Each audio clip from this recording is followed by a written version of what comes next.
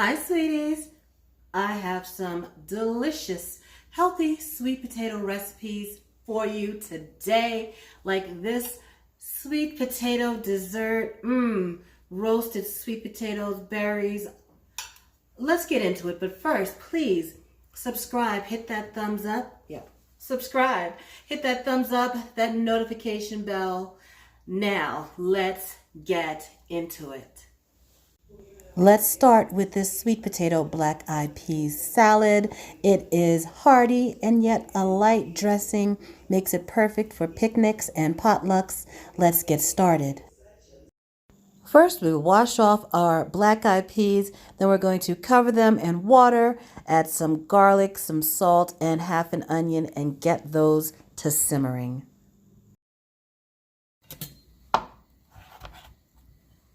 I'll put a link to the full recipe in the description box, but all you got to do is dice up a sweet potato.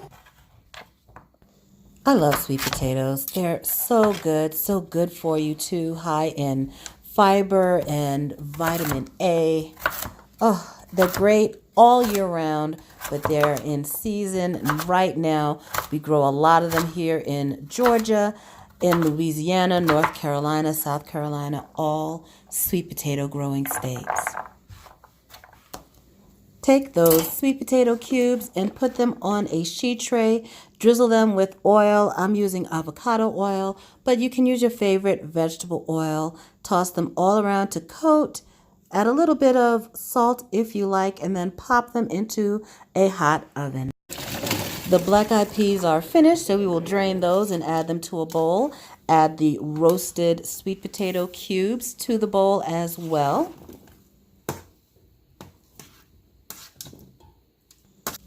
Let's get our herbs chopped and added. We've got fresh parsley. We can leave them in fairly large pieces because we really want to, we want parsley as a green, not just as a garnish. Some scallions, we'll chop those up, give us a nice oniony, fresh flavor. Add those to the bowl. Some chives. I love chives, one of my favorite herbs. Chop those up and get them in there too. Now let's make that dressing. We're going to use rice wine vinegar, and you can use seasoned or unseasoned. Seasoned has salt and sugar in it, so depending on how sweet you want it, but we're going to add some salt of our own and whisk that to dissolve, and then we will add in some honey. You can add oil, but there's already some oil on those sweet potato cubes. If you want to add a little more, a splash of avocado oil, you are certainly welcome to do that. Drizzle your dressing all over and then get it tossed up. This salad is great made in advance, so make it, park it in the fridge, and stir it up the next day. Get the dressing redistributed. It's so good. So pretty. You can eat this salad warm as soon as you make it. You can eat it cold. You can eat it room temperature. It's great all kinds of ways. Oh, sweet potatoes, so inexpensive. They're on sale right now. Hey, love some sweet potatoes. Our next dish is this sweet potato and shrimp soup. So warm, so creamy. Let's get into this one. First, we're going to start with cooking our sweet potatoes in the microwave. Just prick them all over with a fork. And again, the full recipe will be in a link in the description box. And then we will get our shrimp. These are 50 to 70 in a pound. You can use larger shrimp if you like. These are frozen. I keep frozen shrimp all the time in my house. Thaw them under cold running water. Now, we'll pat them dry, season them up. I add a little curry powder and my seasoned salt blend. So tasty. Put those in a hot skillet with a little bit of oil, and we're going to get those nice and seared on each side. They just take just a few minutes to cook.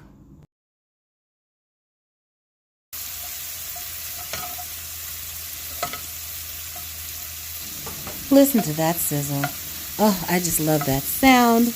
We're going to reserve some of these shrimp whole, and then some of these are going to get blended up to go into our soup. Look at that, nicely done. Try not to eat them all before it's time to serve the soup.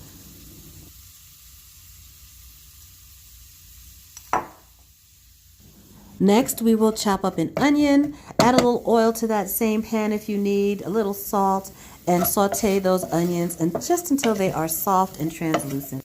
We're going to mash our sweet potatoes using the same technique that we use to make the mashed potatoes for that shepherd's pie recipe. I'll show you that.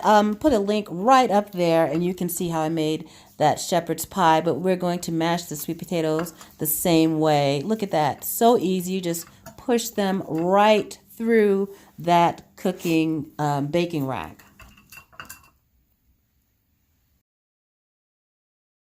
Now we will get all of these ingredients blended up with some coconut water. And you can use coconut milk in addition to coconut water if you want it to be a little creamier and richer. But I wanted to use coconut water so I could let the flavors of the shrimp and the sweet potatoes really shine through. Look for coconut water with no additional sugar added. I think it's already sweet enough as is.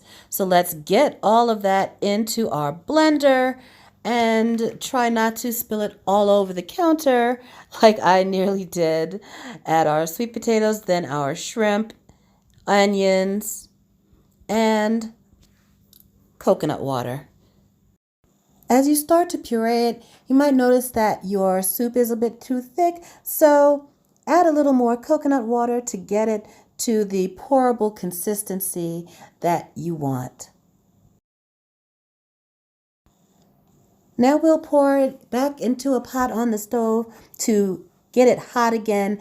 Now, if I had one of those blenders that also heats, I could skip that step. Ninja Kitchens makes one, and Instant Pot makes one. If you want to see me demo these blenders that also can heat up your food, like you can make soup right in the blender, leave me a comment if you want me to do a video on these kinds of blenders.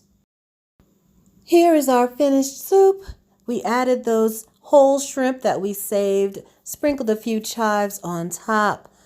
Oh, so good. Like I said, you can add in coconut milk if you want to give it a even creamier texture, but I find that with just the coconut water, the sweet potato flavor and the shrimp flavor really shines through. Yeah, it's really good stuff. Perfect for fall and winter. A link to the recipe will be in the description box. Time for dessert. This would make a tasty snack or even a great breakfast. There's really no recipe. I just made this with stuff that was in my house, what was in my pantry, my fridge. Yogurt, almost always, because my son likes to make smoothies. You can use vanilla yogurt or plain yogurt, whichever you like. I just roasted that sweet potato, topped it with honey and dried berries. Let's get into this one. Roasted sweet potatoes, these are my mom's favorite snack just as is. They get nice and caramelized when you get them in the oven. It really heightens that sweetness. We saw a lot of roasted sweet potatoes just in the grocery store as a snack in Hawaii. We're going to get our yogurt and spread it around on the plate. Grab our roasted sweet potato and just bust it up. You don't even have to worry about getting a knife and chopping it, nothing like that. Just break it up and get it onto that yogurt. Leave the skin on because the skin is tasty and it's good for you. Lots of fiber in the skin of sweet potatoes. Now we're going to drizzle it with some honey. And honey is something that I pretty much always have. I use it to cook with. I use it to glaze meats. I add it to tea. Granola bar.